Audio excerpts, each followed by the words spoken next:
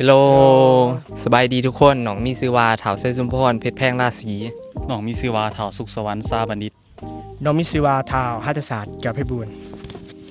พวกน้องเป็นนักศึกษาจากมหาวิทยาลัยจำปาสักสันปีที่ 1 คณะเศรษฐศาสตร์วันนี้พวกเราจะพาทุกคนไปเจาะลึกและเรียนรู้เกี่ยวกับบริษัทไฮนิเกนว่าจะเป็นอะไร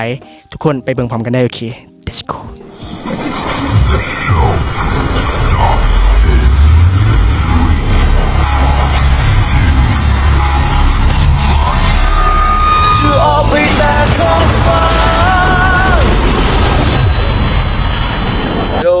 ฮัลโหลตอนนี้ห้องกามาหอดท่านทีแล้วเนาะทุกคนเอาไปเบิ่งกันต่อเนาะว่าจะได้งั้น สวัสดีโดยพวกน้องแม่นนักศึกษาจากมหาวิทยาลัยจำปาสักมื้อนี้จะมาสัมภาษณ์เกี่ยวกับบริษัทเบียร์ไฮนิเกนเลยก่อนอื่นก็ให้แนะนำตัว สวัสดีเนาะข้าพเจ้าซื้อวิละไซภูวโนศิรินซิน้อยเนาะเป็นพนักงานประจำอยู่ทางจำปาสักหรือว่าโลเวอร์เซาเป็นเซลล์รับเป็นฮับพิโซอยู่เมืองปักเซแหละสนสมบูรณ์อายุ40 บวก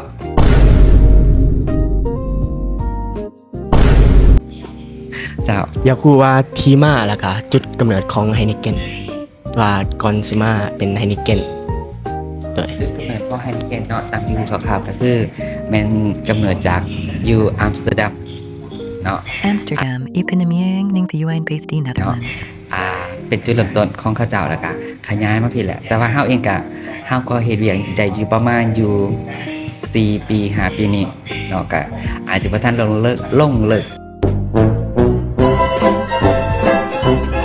หลายปานใดเนาะแต่ก็คร่าวๆก็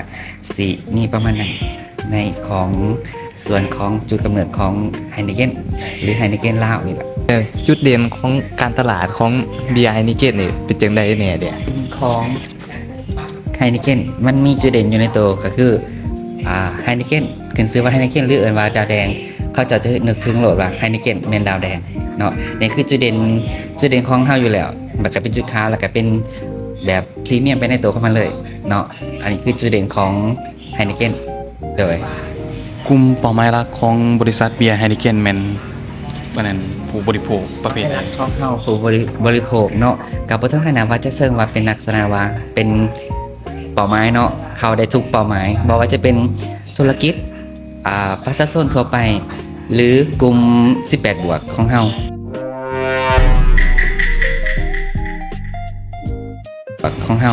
เนาะเฮาจะเข้าได้เบิดทุกรูปแบบโดยจะบอกเจาะจงของโดยเฉพาะว่านี่คือเด้อนักธุรกิจต้องกินนี่ได้เว้นนี่เฮาบ่จำเป็นเจาะจงคือเฮาเข้าได้ทุกสภาพ สำหรับเอื่อยเบียร์ไฮนิเกนมีจุดพิเศษและจุดเด่นแนวใดที่เฮ็ดให้ฮู้ว่านี่คือเบียร์ไฮนิเกน สำหรับจุดเด่นและจุดพิเศษของเบียร์ไฮนิเกนเนาะหลักๆของเฮาน้ำตาลเฮาหน่อยสามารถกินได้เนาะกินแล้วฟื้นไว้ Nice ไว้อันนี้คือจุดเด่นของเฮาอันนี้บ่แม่นแต่เฮาเป็นคนเว้าอันนี้คือหลายคนที่ว่ากินเบียร์ไฮนิเกนแล้วลุกง่ายดื่มง่ายอันนี้ก็คือจุดพิเศษของไฮนิเกน